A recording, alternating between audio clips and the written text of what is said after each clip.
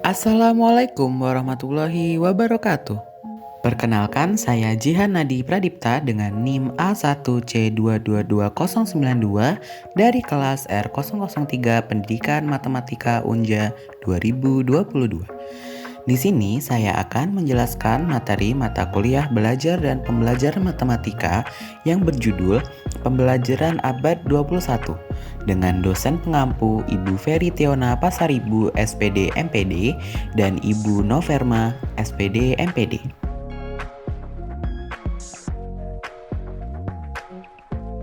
Keterampilan abad 21 terbagi menjadi 4 jenis, antara lain yang pertama, keterampilan berpikir kritis.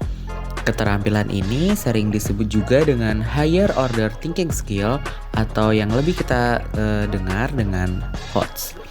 Keterampilan ini didefinisikan sebagai sikap mau berpikir secara mendalam dan penalaran logis. Hal ini mempengaruhi seseorang terhadap keberhasilan hidup. Yang kedua yaitu keterampilan komunikasi. Keterampilan ini didefinisikan sebagai keterampilan individu untuk menyampaikan dan menerima pesan sesuai dengan konteks. Memasuki abad 21 ini membuat siswa yang syarat akan teknologi namun melemahkan kemampuan berkomunikasi. Yang ketiga yaitu kemampuan kolaboratif. Kemampuan ini didefinisikan dengan keterampilan bekerja sama dalam kelompok dengan cara bertanggung jawab atas tugas yang diperoleh dari kelompok dan menghargai ide orang lain. Pentingnya kolaborasi ini membuat suasana kelas akan lebih aktif dan efektif untuk melangsungkan proses belajar mengajar. Yang keempat yaitu keterampilan kreativitas. Keterampilan ini didefinisikan sebagai proses dalam memahami sebuah masalah, mencari solusi-solusi yang mungkin, menarik hipotesis, menguji dan mengevaluasi, serta mengomunikasikannya kepada orang lain. Keterampilan ini penting karena memberikan berbagai gagasan dalam menghadapi suatu persoalan atau permasalahan. Keterampilan tadi dibutuhkan oleh peserta didik sebagai bekal untuk sukses berkarir di era pesatnya perkembangan iptek. Hal ini juga membantu siswa dalam mengikuti kecepatan kebutuhan pasar kerja modern saat ini. Setiap keterampilan adalah unik, namun kesemuanya memiliki satu kesamaan kualitas, yaitu membantu para siswa. Pembelajaran abad 21 erat kaitannya dengan keterampilan menggunakan teknologi. Berbagai strategi pembelajaran yang digunakan, salah satunya yaitu model pembelajaran Community of Inquiry yang berguna untuk meningkatkan kemandirian, kerjasama, dan berkolaborasi, serta partisipasi peserta didik. Community of Inquiry merupakan pembelajaran inquiry kolaboratif. Penerapan model COI yaitu mahasiswa membentuk komunitas dinamis yang masing-masing anggotanya bertanggung jawab mengkonstruksi makna dan memiliki pemahaman melalui partisipasi aktif dalam proses inquiry. Ruang lingkup pendidikan matematika memiliki cakupan yang luas karena banyak sekali yang terlibat dalam proses pendidikan matematika, baik secara langsung maupun tidak langsung. Ruang lingkup pendidikan matematika secara garis besar meliputi A. Perbuatan mendidik itu sendiri.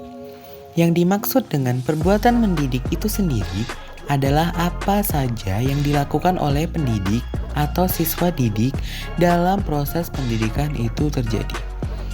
B. Anak didik. Anak didik merupakan objek pokok dari pendidikan karena bersifat selalu membutuhkan bantuan orang lain yang selalu menggantungkan orang lain. C. Dasar dan tujuan pendidikan matematika, yaitu landasan sebagai sumber dari kegiatan pendidikan matematika. Hal ini dilakukan dalam rangka mengarahkan anak agar memahami konsep, fakta, prinsip, operasi, dan bisa mengaplikasikannya secara akurat dan tepat dalam pemecahan masalah matematis. D. Pendidik. yaitu orang yang menjadi subjek dari pelaksanaan pendidikan. Harus memiliki kualitas ilmu dasar tentang matematika serta bisa dijadikan figur. E. Materi pendidikan matematika, yaitu bahan-bahan atau pengalaman-pengalaman pembelajaran yang disusun kurikulum lalu dijabarkan dalam garis-garis besar program pengajaran. F. Metode pendidikan matematika, yaitu cara-cara bagaimana pendidik menyajikan sebuah materi pendidikan kepada anak didik, supaya materi yang disampaikan oleh pendidik itu mudah diterima dengan baik dan memiliki kesan dalam diri anak. G. Evaluasi pendidikan.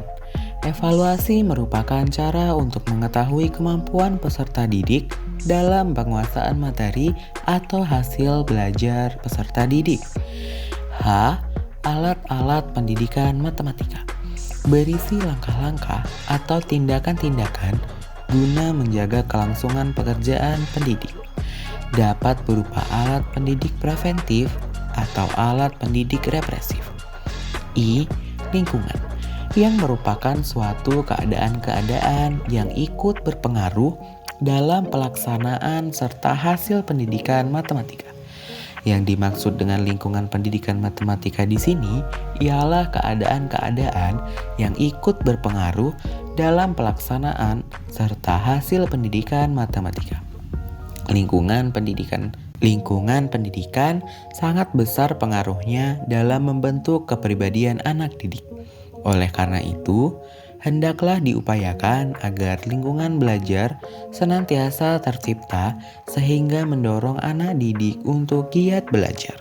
Selanjutnya adalah materi matematika di tingkat sekolah dasar. Di tingkat sekolah dasar, pembelajaran matematika terbagi menjadi 3 jenis. Yang pertama yaitu bilangan, yang kedua yaitu geometri dan pengukuran, sedangkan yang ketiga yaitu pengolahan data. Selanjutnya, materi matematika di tingkat sekolah menengah pertama. Matematika di sekolah menengah pertama terbagi menjadi 4 materi. Yang pertama yaitu materi bilangan. Siswa diharapkan bisa melakukan dan menggunakan sifat-sifat operasi hitung bilangan dalam pemecahan masalah. Lalu siswa diharapkan bisa menaksir hasil operasi hitung. Lalu untuk materi yang kedua yaitu pengukuran dan geometri, siswa diharapkan bisa untuk mengidentifikasi bangun datar dan bangun ruang menurut sifat, unsur, atau kesebangunannya, melakukan operasi hitung yang melibatkan keliling, luas, volume, dan satuan pengukuran, menaksir ukuran dari benda atau bangun geometri, dan mengidentifikasi sifat garis dan sudut dalam pemecahan masalah. Materi yang ketiga yaitu peluang dan statistika. Siswa diharapkan bisa mengumpulkan, menyajikan, dan menafsirkan data, serta menentukan dan menafsirkan peluang suatu kejadian. Materi yang keempat yaitu aljabar. Siswa diharapkan bisa melakukan operasi hitung pada persamaan, pertidaksamaan, fungsi yang meliputi bentuk linear, kuadrat, baris dan deret dalam pemecahan masalah. Selanjutnya yaitu materi matematika di tingkat sekolah menengah atas. Matematika di tingkat sekolah menengah atas terdiri dari 5 materi. Materi yang pertama yaitu pengukuran dan geometri. Siswa diharapkan bisa menggunakan sifat dan aturan dalam menentukan posisi, jarak, sudut, volume, dan transformasi dalam pemecahan masalah. Materi yang kedua yaitu peluang dan statistika. Siswa diharapkan bisa menyusun dan menggunakan kaidah pencacahan dalam menentukan banyak kemungkinan, menentukan dan menafsirkan peluang kejadian majemuk, dan juga menyajikan serta meringkas data dengan berbagai cara dan memberikan tafsiran. Materi yang ketiga yaitu trigonometri. Siswa diharapkan bisa menggunakan perbandingan, fungsi, persamaan, dan identitas trigonometri dalam pemecahan masalah. serta dapat menggunakan manipulasi aljabar untuk merancang atau menyusun suatu bukti. Materi yang keempat yaitu aljabar. Siswa diharapkan bisa menggunakan operasi dan manipulasi aljabar dalam pemecahan masalah yang berkaitan dengan bentuk pangkat, akar, logaritma, persamaan dan fungsi komposisi, serta fungsi invers. Menyusun atau menggunakan persamaan lingkaran dan garis singgungnya, menggunakan algoritma pembagian, teori masisa, dan teorema faktor dalam pemecahan masalah, merancang dan menggunakan model matematika program linear, menggunakan sifat dan aturan yang berkaitan dengan barisan, deret, matriks, vektor, transformasi, fungsi eksponen, dan logaritma dalam pemecahan masalah. Materi yang kelima yaitu kalkulus. Siswa diharapkan dapat menggunakan konsep limit fungsi, turunan, dan integral dalam pemecahan masalah. Salah satu implikasi pendidikan abad 21 yang sekarang paling banyak mendapat perhatian adalah belajar berjaringan. Belajar berjaringan merupakan satu konsep yang berkembang dari konsep sebelumnya. Pelaksanaan belajar berjaringan adalah bila peserta didik menguasai berbagai keterampilan dan kemampuan tertentu dan menjalin kerjasama kolaboratif dengan kelompok kecil, kelompok besar, bahkan kelompok maya. Dengan demikian, belajar berjaringan dapat juga terlaksana di sekolah.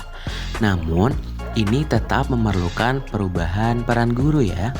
Salah satu cara untuk meningkatkan pendidikan nasional Indonesia yaitu dengan merevisi atau merombak kurikulum sekolah. Indonesia saat ini menggunakan kurikulum 2013 yang diterapkan secara nasional di jenjang pendidikan dasar dan menengah. Kurikulum 2013 ini telah diimplementasikan di abad ke-21 saat perkembangan teknologi berkembang dengan sangat pesat dan mudahnya mengakses informasi.